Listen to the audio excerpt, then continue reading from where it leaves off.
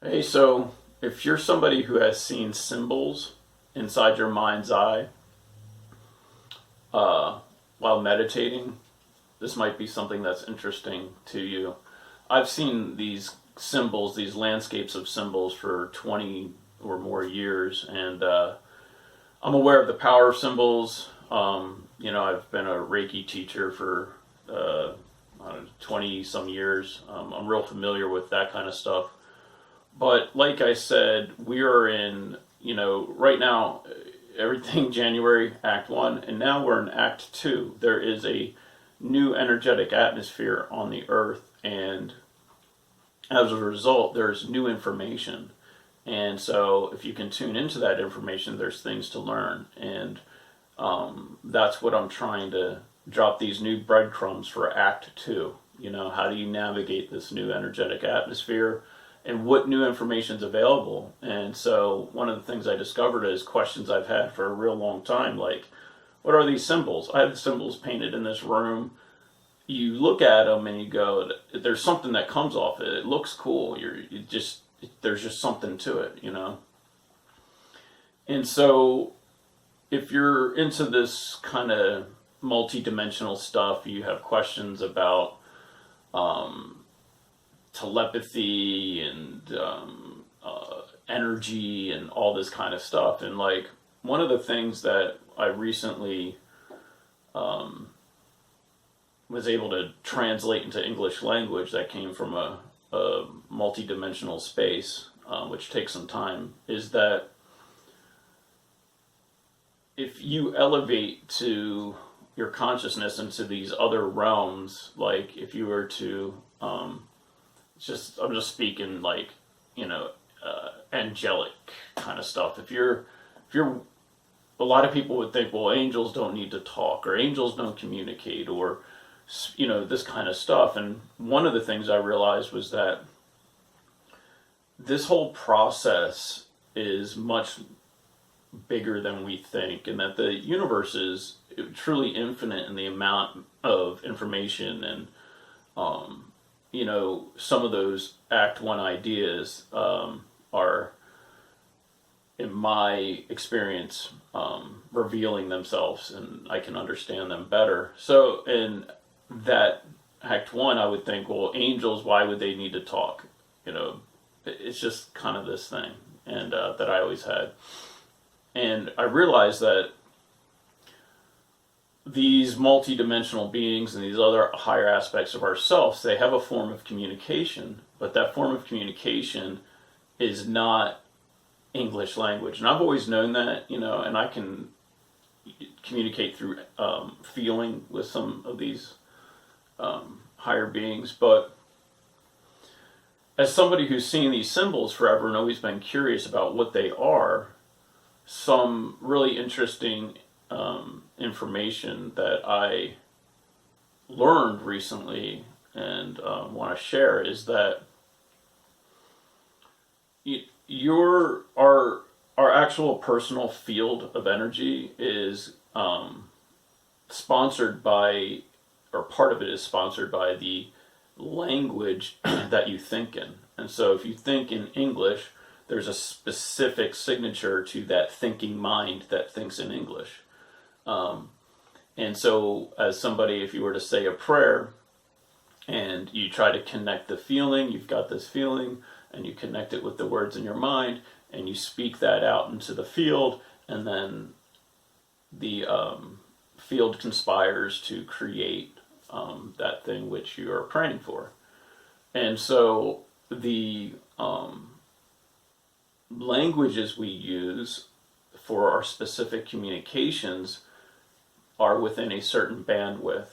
And so all potentials then of that language are contained within that bandwidth, and it's a limiting factor.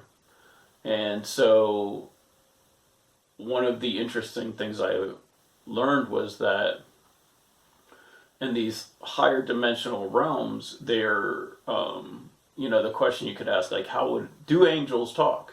What do they talk about? Are they still learning? What's going on? It seems like they're that world is so far that's like, would they even need to talk? Um, so something I learned was that in that realm, or in these higher dimensional spaces which you can move into, the bandwidth is not an English bandwidth.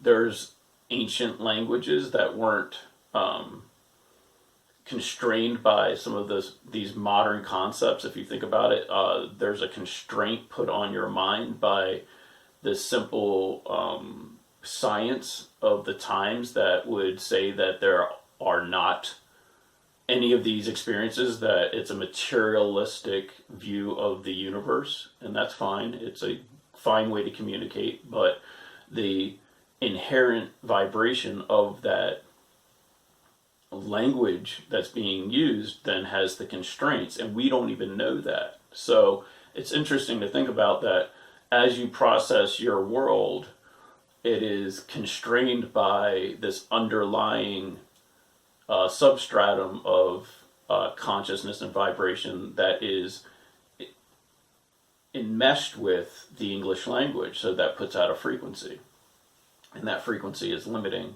in a sense, when it comes to these different kinds of communication. It's not limiting if you just want to get a coffee from somebody. It can be limiting if you're like trying to communicate, commune.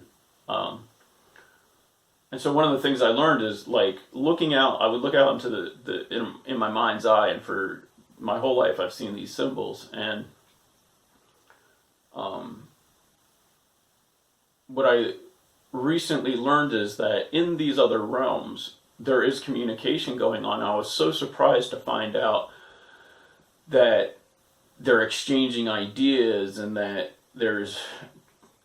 it's kind of like here but not like here, and but there's a movement forward, there's a progression, there's learning, and how are they doing that? And then, if we just use the concept of angels, and like how would an angel communicate, is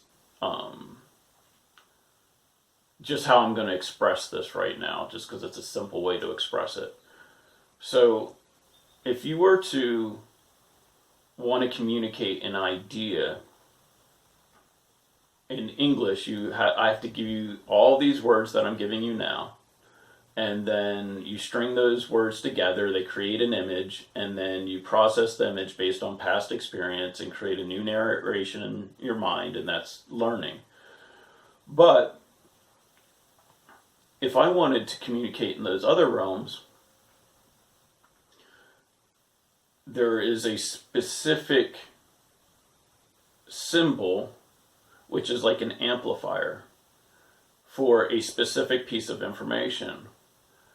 And we, from that other realm, instead of communicating these single points of information that we weave together, we can communicate the entire script of information all at once.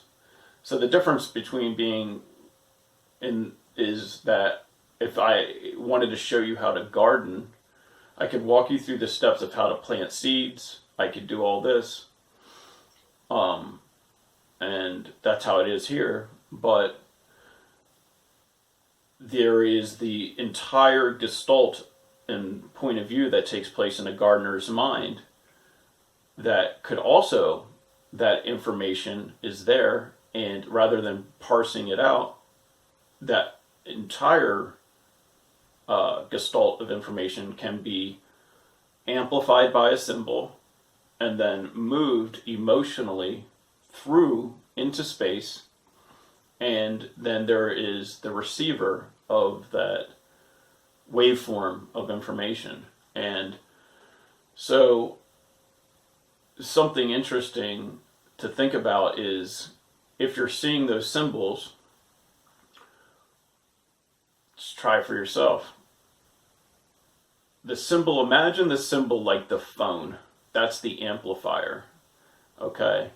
And then so you can put your attention on that symbol and then draw from your field of energy up and put right here the image and feel and sense the information that you're going to communicate, and then use that symbol to amplify and clarify. That's the phone line, the information. But what we're not doing parts, we're doing the whole thing. So if I wanted to teach you to garden, I would transfer the entire gestalt, all of the feeling, the knowledge, the wisdom, the years, all through this symbol in a mental image connected to a feeling. So the symbol is the amplifier.